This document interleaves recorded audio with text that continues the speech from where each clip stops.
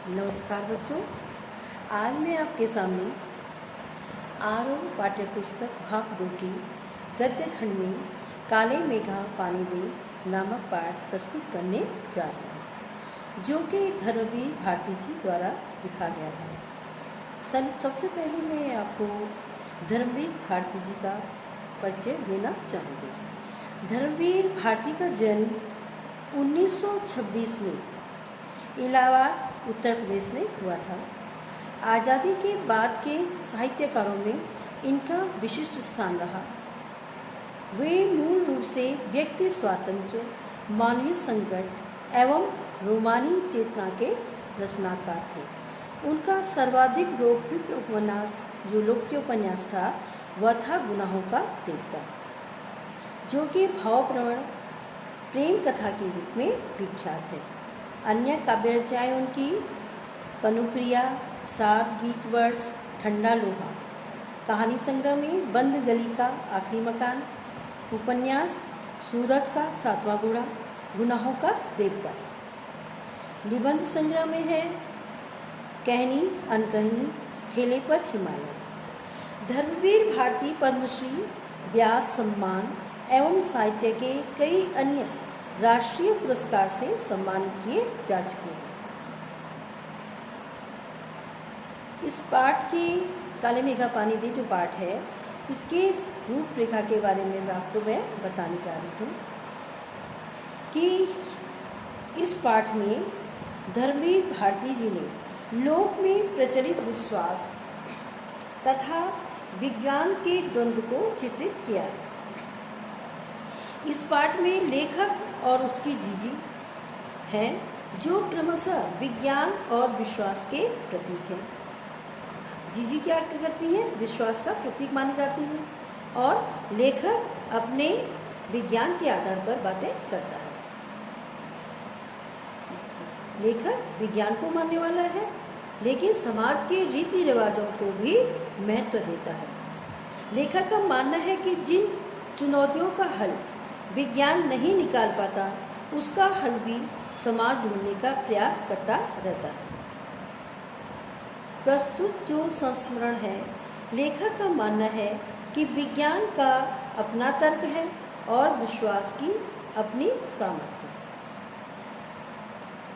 इस पाठ से यह निष्कर्ष निकालना बड़ा कठिन होता है कि विज्ञान का सत्य बड़ा है या समझ प्रेम का रस, या दोनों ही।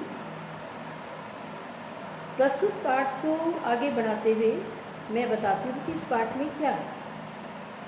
काले मेघा पानी दे जो यह पाठ है, धर्मवीर भारती द्वारा रचित यह संस्मरण विद्या की एक रचना है। यह क्या संस्मरण है? गद्य की एक विधा है। और आषाढ़ के महीने में जब पखवाड़े भर, पूरे महीने भर बारिश नहीं होती, तो किशोरावस्था वाले लड़कों की एक टोली, जिसको कि इंद्र सेना नाम दिया गया है, वह घर घर जाकर पानी मांगती है और क्या कहती है? बोल गंगा मैया की जय, बोल गंगा मैया की जय। इसका जयकारा लगाते ही ये लड़के क्या करते हैं? इन पंक्तियों को गाते हैं। काले मेघा पानी दे, गगरी फूटी पैर प्यासा, पानी दे उर्धानी दे, काले मेघा पानी दे। पानी की कमी होते हुए भी महिलाएं सहेज कर रखा हुआ पानी उन पर डाल देती हैं, और पानी डालने के बाद फिर कीचड़ में लेटने से इन बालकों के हाथ पैर, पेट, बदन, मुख सब मिट्टी से लिपट जाते हैं। और उनके इसी रूप को देखकर जब वह कीचड़ से सने हुए होते हैं, तो लेखक ने इन्हें मेढक मंडली का नाम दे दिया। पहला एक नाम क्या है उनका? इंद्र सेना, जो किशोरावस्था वाले बच्चे घर घर जाकर पानी मांगते हैं। और दूसरा, जब वे कीचड़ में लथपथ होकर के दिखाई देते हैं, तो उनको क्या कहा जाता है? जब वो कीचड़ से बिल्कुल लथपथ हो जाते हैं, तो उनको मेंढक मंडली नाम दे दिया जाता है। अब बारिश न होने के कारण तालाब सूख जाते हैं, घरों में कुएं में भी पानी नहीं रहता। ऐसे में गांव-गांव में पानी के बिना बहुत कोहराम जो है मचा होता है। और कई लोग बारिश न होने के कारण प्रार्थना पूजा पाठ भी करते हैं। पशु पक्षी प्यासे मरने लगते हैं और जब इतने पर भी वर्षा नहीं होती तो यह इंद्र सेना बादलों से पानी मांगने के लिए निकल पड़ती है। वह पानी मांगने के लिए निकल पड़ती। उसमें लेखक आर्य समाजी होने के साथ साथ कुमार सुधारक सभा का उपमंत्री भी था, इसलिए उसमें समाज को सुधारने का भी जोश है और अंधविश्वासों के विरुद्ध वह तर्क करता है। वह सभी रीति रिवाजों पूजा अनुष्ठानों को अंधविश्वास मानता है और इन सबको पूर्णतः समाप्त होते देखना चाहता है। लेकिन आगे उसका जो अपनी जीजी है, जो कि अंधविश्वास की तरफ थोड़ा जाती है, तो उनके प्रति भी लेखक का अपनापन है। वह उनकी किसी बात को नहीं टालते। लेखक की जीजी, जिनकी उम्र लेखक की माँ की उम्र से भी अधिक थी और वह लेखक को बहुत लाड प्यार करती थी। जिन बातों को जीजी मान सम्मान देती थी, लेखक उनको अंधविश्वास कहता था। लेखक भी सभी त्योहारों तथा पूजा अनुष्ठानों में उनकी मदद करता था और जब वह अपना कोई तर्क देती थी अंधविश्वास से भरा हुआ, तो लेखक निरुत्तर हो जाता था। लेखक ने जीजी के कहने पर भी इंद्र सेना पर पानी नहीं फेंका। जीजी के आग्रह के बाद भी लेखक ने न तो पानी फेंका और न ही जीजी के लड्डू मठरी खाए, जो कि वो बड़े प्रेम से खाते थे, और थोड़ा नाराजगी दिखाते हुए कुछ समय तक जीजी से बात भी नहीं की, क्योंकि दोनों के तर्क बिल्कुल अलग अलग थे। जीजी कहती थी कि यह पानी की बर्बादी नहीं, यह पानी का अर्घ्य है। अर्घ्य मतलब जो हम उनको चढ़ा रहे हैं, जब इंद्र देवता को हम पानी चढ़ाएंगे तो वह हमें उसके बदले में पानी देंगे, क्योंकि वो कहती हैं कुछ पाना है तो पहले कुछ देना होता है। दान को उन्होंने सबसे महान कहा और कहती है कि दान करने के लिए पहले हमें त्याग करना चाहिए, और जब हमारे पास कोई अभाव होता है, कमी होती है, तो उस समय किया हुआ दान ही सच्चा दान होता है। इसलिए जब हमारे खेत खलिहान पानी की इतनी कमी है और सब जगह सूखा पड़ा हुआ है, तो हमारे द्वारा यह फेंका गया पानी क्या है, एक अर्घ्य के समान ही है, जो कि हम इंद्र देवता को चढ़ा रहे हैं। वो कहते हैं कि हम पानी देकर बीज बोते हैं, अर्थात यह पानी का बीज है। जब हम अपने खेतों में बीज बोते हैं तो क्या होता है, तो जो है धरती माँ उसको 2 गुना 4 गुना 8 गुना करके लौटाती है। तो हम जब यह पानी का बीज है और जब हम काले बादलों से पानी मांगते हैं, तो पहले हम खुद उनको दे रहे हैं, तो देवता भी तो हमें उसका 4 गुना 8 गुना करके लौटाएंगे। और इस तरह से वो उनको आगे अपना तर्क देती है कि एक व्यक्ति का आचरण ही सबका आचरण बनता है, यथा राजा तथा प्रजा, या यथा प्रजा तथा राजा। वह कई उदाहरण देते हुए उनको समझाने का प्रयास करती है। 50 वर्ष के बाद लेखक यह सोचता है कि हम देश के लिए क्या कर रहे हैं। राजनीतिक स्वतंत्रता मिलने के बाद भी हमें अपने देश के जो संस्कार हैं उनकी समझ अभी तक नहीं आई है। हमारी स्थिति मांगने की तो हर समय बनी रहती है, परंतु जब त्याग करना होता है तो हम पीछे हट जाते हैं। लेखक कहता है कि आज आदमी अत्यधिक स्वार्थी हो गया है और यही बातें लेखक के मन को कचोटती हैं।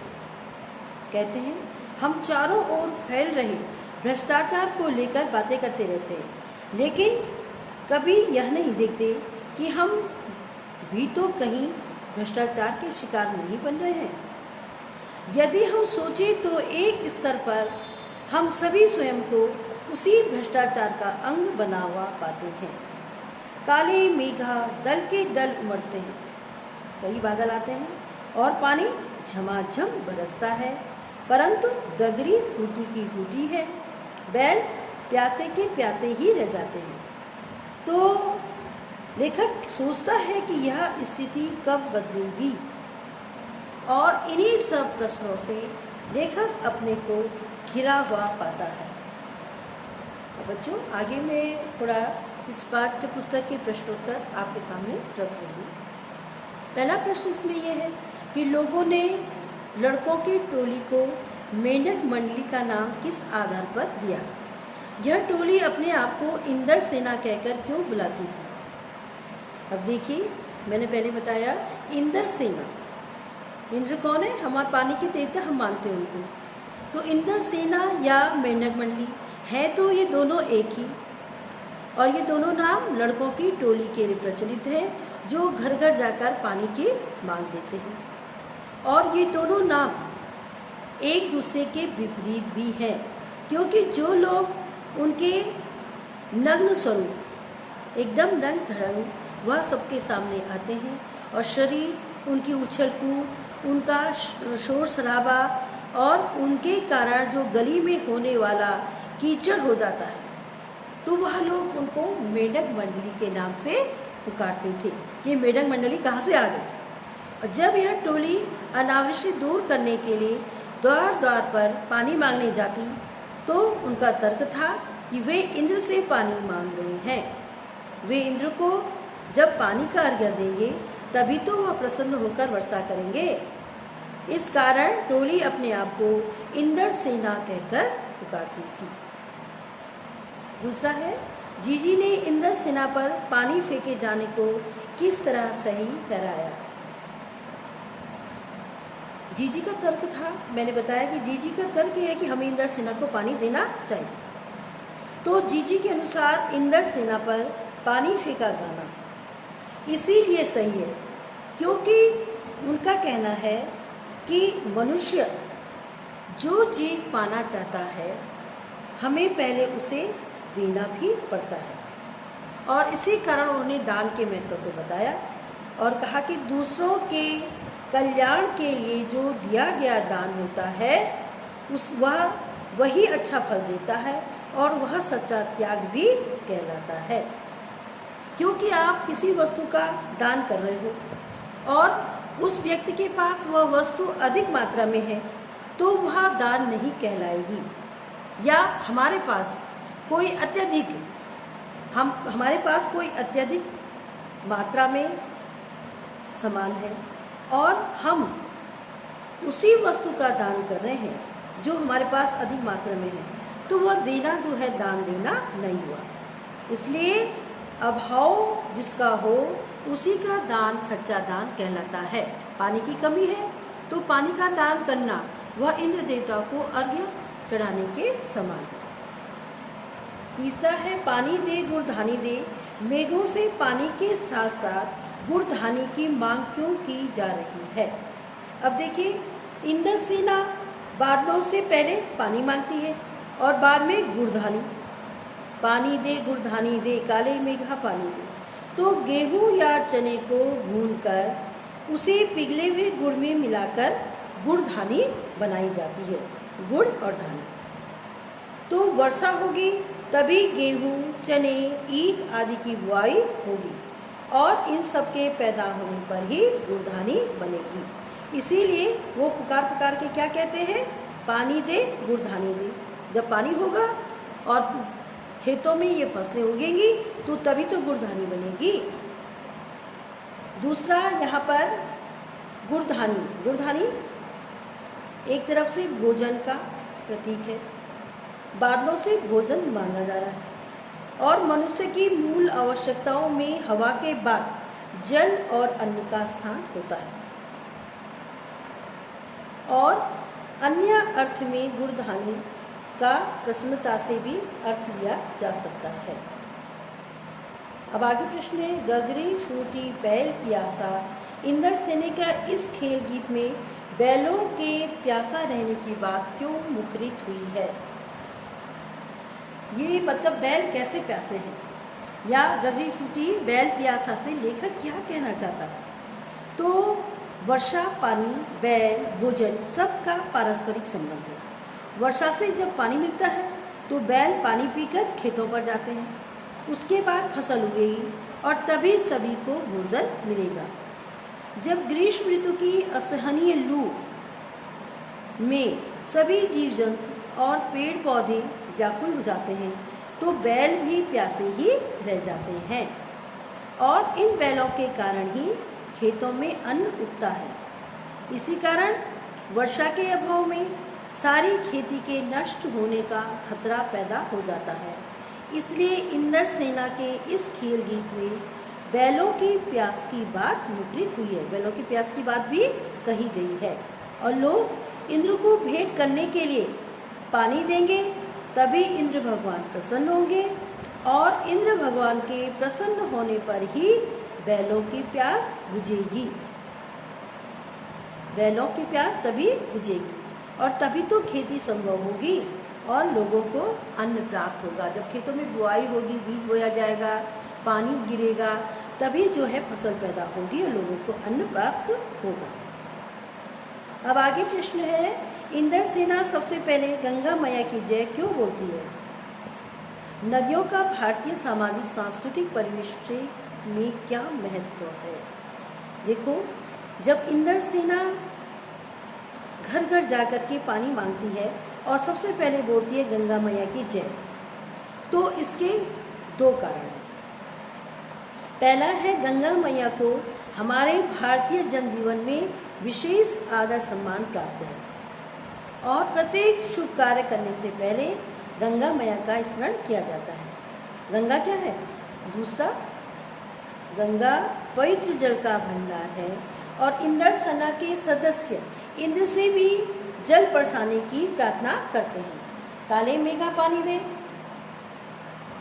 काली मेघा पानी दे, इस प्रकार दोनों का संबंध जल से है और भारतीय सामाजिक सांस्कृतिक जीवन में नदियों को पूज्य माना जाता है। नदियों को तो माँ की मान्यता भी दी गई है, तो और नदियों को हमारे यहाँ क्या माना जाता है? मोक्षदायिनी, मोक्ष प्रदान करने वाली। तो इसलिए गंगा का स्थान हमारे यहाँ सर्वोपरि है। भारतीय सामाजिक जो सांस्कृतिक परिवेश है उसमें नदियों को जो है, नदियों का स्थान जो है सर्वोपरि है। आगे प्रश्न है, रिश्तों में हमारी भावना शक्ति का बढ़ जाना विश्वासों के जंगल में सत्य की राह खोजती हमारी बुद्धि की शक्ति को कमजोर करती है। पाठ में जीजी के प्रति लेखक की भावना के संदर्भ में इस कथन के औचित्य की समीक्षा कीजिए। प्रश्न है ये। अब देखिए, इस विज्ञान किसी भी बात को तर्क के आधार पर सिद्ध करता है। विज्ञान बिना तर्क के कोई बात नहीं करता, किंतु विश्वास का अपना सामर्थ्य होता है। लेखक आर्य समाजी विचार के थे और वे कुमार सुधार सभा के उपमंत्री भी थे। तो उपमंत्री किसके थे? वो कुमार सुधार सभा के। वे अंधविश्वासों एवं पाखंडों का पुरजोर विरोध करते थे, परंतु अपनी जीजी के तर्कों के आगे असहाय हो जाते थे, क्योंकि जीजी की ममता की छांव में ज्ञान विज्ञान की सभी बातें दबकर रह जाती थी, और जब भावनाएं प्रधान होती हैं तो वहाँ ज्ञान का स्थान सिमट जाता है। जीजी के सामने लेखक के तर्कस में रखी सभी तर्क, जो तर्क मार्ग उनके होते थे लेखक की ओर से, वह सभी विफल हो जाते थे। अब आपने देखा कि लेखक ने विज्ञान, लेखक और जीजी के तर्क वितर्क में के आधार पर यह हमारी पुराने विश्वास परंपरा को कायम रखने के आधार पर यह पाठ दिया गया है। और एक प्रश्न यह है कि कृषि समाज में चैत्र वैशाख सभी माह बहुत महत्वपूर्ण है, परंतु आषाढ़ का चढ़ना उनमें उल्लास क्यों भर देता है? जबकि क्या है, ये टेक्निकल डेवलपमेंट का दौर है, मतलब तकनीकी विकास के दौर में भी भारत की जो अर्थव्यवस्था है वह कृषि पर निर्भर है। तो इसका उत्तर होगा कि यद्यपि क्या है, भारतवर्ष जो तकनीकी विकास है उसके दृष्टि से आगे, बहुत आगे चल रहा है, परंतु कृषि के क्षेत्र में अभी भी बहुसंख्यक किसान वर्षा पर ही आश्रित हैं। वैसे तो गांव-गांव में अनेक जो है तकनीकी विकास के कारण घर घर में पानी है, परंतु तब भी कई क्षेत्र ऐसे हैं जिसमें किसान वर्षा पर ही निर्भर होते हैं। तो आषाढ़ का महीना केवल कृषक वर्ग के लिए ही प्रसन्नता नहीं लाता, बल्कि वर्षा के आने पर सामान्य जनजीवन भी मोर की तरह खुशी से नाच उठता है। उस समय का उल्लास कुछ अलग ही होता है, जब धरती की प्यास वर्षा होने पर बुझ जाती है और इधर गर्मी से भी राहत मिल जाती है। बच्चों, आशा है कि आपको यह पाठ पूरी तरह से समझ में आ गया है। अब मैं अपना पाठ यहीं पे समाप्त करती हूँ। नमस्ते।